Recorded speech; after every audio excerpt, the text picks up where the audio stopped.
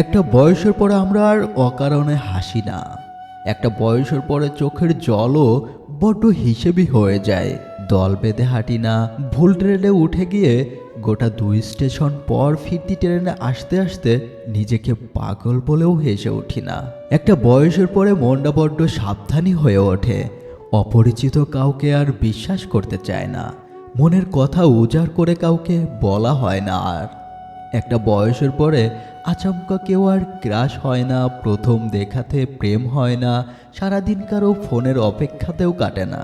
একটা বয়সের পরে অভিমানগুলো কিছুতে বেহিসাবি থাকতে চায় না, কথায় কথায় ঠোঁট ফোলায় না, ছেড়ে চলে যাবার হুমকিও দেয় না।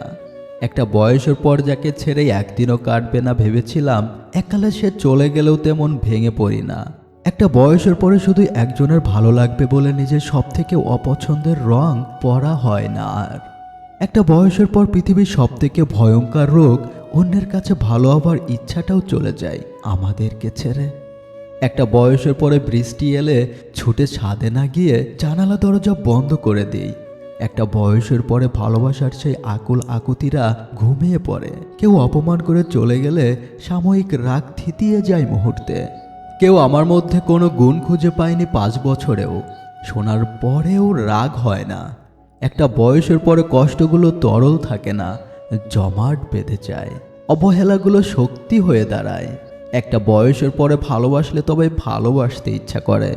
একটা বয়সের পরে জড়িয়ে ধরলে তবেই তাকে আষ্টে পিষ্টে জড়িয়ে ধরতে ইচ্ছা করে। একটা বয়সের পরে আবেগগুলো সীমিত হয়ে যায়। হাত না বাড়ালে হাত বাড়াতে ইচ্ছা করে না আর। একতরফা শব্দটা বড় অ্যালার্জি হয়ে যায়। একটা বয়সের পরে মনে হয় ছোট থেকে জেনে আসা অনেক কিছুই ভুল ছিল। একটা বয়সের পরে নিজেকে একটু গুরুত্ব দিতে ইচ্ছা করে।